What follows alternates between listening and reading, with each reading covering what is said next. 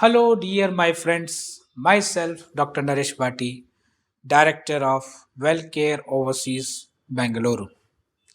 Dear my students और dear my friends, मेरे दोस्तों, आज का जो वीडियो है, जिनका ड्रीम है, बोलते हैं ना कि अपना सपना मनी मनी, तो वैसे ही जिनका ड्रीम है अपना सपना यूरोप। तो आज फिर से मैं एक कंट्री आपके लिए लेके आया हूँ। कंट्री का नाम है नीदरलैंड। एक डच कंट्री है, डच कंट्री है जहाँ पे डच लैंग्वेज जर्मन की तरह डच लैंग्वेज बोली जाती है। और ज़्यादातर जो यूरोप के बारे में सोचते हैं तो नीदरलैंड भी एक बहुत ही अच्छी चॉइस निकल के आती है लोगों के लिए। तो आज मैं बात करने वाला हूँ नीदरलैंड में आप कैसे पीआर या परमानेंट रेजिडेंसी के लिए अप्लाई कर सकते हैं, क्या क्या रिक्वायरमेंट है, क्या चीज़ें आपके पास होनी चाहिए, ये ज़्यादा इम्पोर्टेंट है। और दोस्तों, इस वीडियो को एंड तक ज़रूर देखना, तभी आपको समझ में आएगा। अगर आपका प्लान है या आप वहाँ पे काम कर रहे हैं और नीदरलैंड में आपको पीआर के लिए अप्लाई करना है। स्टार्ट करते हैं इस वीडियो को। पहला इम्पोर्टेंट रिक्वायरमेंट है कि आपके पास नीदरलैंड में वर्क परमिट होना चाहिए। आप वहाँ जाके काम करने होने चाहिए, मतलब काम कर रहे हो वहाँ पे। और अगर 5 साल मिनिमम अगर आप वहाँ पे काम कर लेते हैं तो फिर आप एलिजिबल हो जाते हैं पीआर एप्लीकेशन के लिए। ये पहला इम्पोर्टेंट पॉइंट है। अब वहाँ आप नीदरलैंड में चले गए और मान लो आपका वहाँ पे कोई स्पाउस मिल गया आपको, आपने वहाँ शादी कर ली, बच्चे भी हो गए एग्जाम्पल। तो मान लो मिनिमम एज क्या होती है मतलब पीआर एप्लीकेशन के लिए। तो मान लो आपका बच्चा है 13-14 साल का, तो मिनिमम जो एज है पीआर एप्लीकेशन की वो 13 ईयर्स है। 13 ईयर्स का कोई भी है तो वो पीआर के लिए अप्लाई कर सकता है। ये दूसरा इंपॉर्टेंट पॉइंट। तीसरा इंपॉर्टेंट पॉइंट, अब आप नीदरलैंड में रह रहे हो तो यूजुअली नीदरलैंड में लोग इंग्लिश भी बोलते हैं, बट यूजुअली पीआर के लिए एटलीस्ट आपके पास अगर बेसिक A2 लेवल का डच लैंग्वेज है तो आप उसके लिए एलिजिबल हो जाते।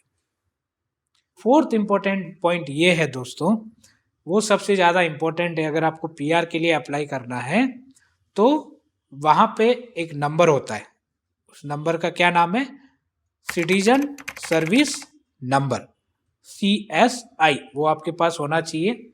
अगर ये सारी चीज़ें आपके पास है तो फिर आपका पीआर फाइल आपके पास रेडी हो गया। वो रेडी होने के बाद आपको अपॉइंटमेंट लेके जो अथॉरिटी आपके पीआर प्रोसेस की फाइल को आगे लेके जाएगी या आपको अप्रूवल के लिए इशू करेगी, वो अथॉरिटी आपको बुलाएगी।